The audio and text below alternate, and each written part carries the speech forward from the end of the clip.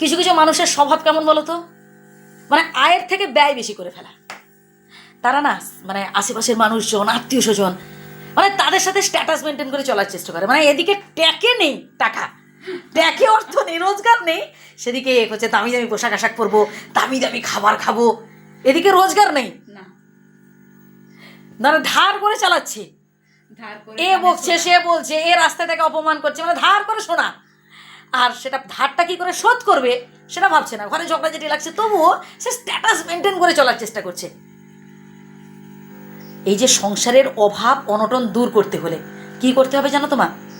কিছু নিয়ম মেনে আমাদের চলতে হবে। সর্বপ্রথম আয় বুঝে আমাদের ব্যয় করতে হবে। হ্যাঁ, যদি আমি আয় বুঝে ব্যয়টা না করি, আমি যদি উপার্জনের থেকে বেশি খরচা করে ফেলি, তাহলে তো একটা সময় আমার সংসারের অভাব দেখা দেবেই। কি ভুল বলছি মা? আমার 10টা টাকা রোজগার, আমাকে সেইভাবে খরচা করতে হবে।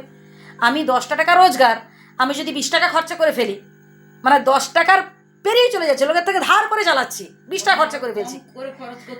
হ্যাঁ, বরং 10 টাকার থেকে 2 টাকা জমিয়ে রাখুন, 8 টাকা খরচা করুন, ঠিক আছে, কিন্তু ওই ইনকামের থেকে বেশি খরচা করতে যাবেন না। তাহলে পরবর্তীকালে কি হবে?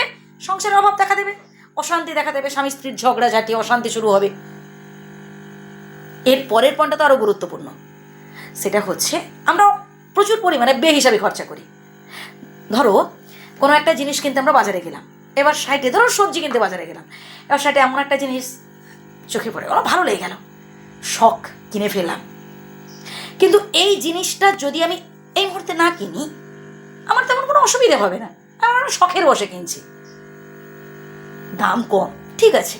কিন্তু একটা কথা ভাবো মা, আমরা যারা গরিব মধ্যবিত্ত মানুষ, আমরা যারা খেটে খাওয়া মানুষ, তাদের এই যে এক্সট্রা খরচা, যেটা আমার সংসারে প্রয়োজন নেই, আমি যে খরচা করতে যাচ্ছি, পরে আনলে হবে, আমি এই মুহূর্তে কিনে আনলাম, তো পরের দিন তো আমার সংসারের অভাব দেখা দেবেই। মাস শেষ হতে না হতেই বন্ধু বান্ধবদের কাছে হাত পাততে হবে, ধার চাইতে হবে। আর লোকে ধার কবার দেবে বলো তো? 2বার 4বার দেবে, তারপর ফিরিয়ে দেবে, বলো যা ভাগ, আগের ধারগুলো শোধ কর। এটা কি ঠিক? সবাই বলবে যে এটা হ্যাঁ, ধার নিয়েছো, আবার বারবার ধার। এর পরের পয়েন্টটা তোমার আরো গুরুত্বপূর্ণ। অল্প হলে আমাদের সঞ্চয় করে রাখতে হবে, 2 টাকা হলেও সঞ্চয় করে রাখতে হবে, কারণ আজকের এই অল্প সঞ্চিত অর্থই পরবর্তীকালে অনেক বড় কাজে লাগবে, অনেক বড় কাজে লাগবে। যখন আমাদের, দেখো আমরা যারা গরিব মানুষ, যারা মধ্যবিত্ত মানুষ, আমাদের তো এটা স্থায়ী চাকরি নয়, স্থায়ী কাজ নয়।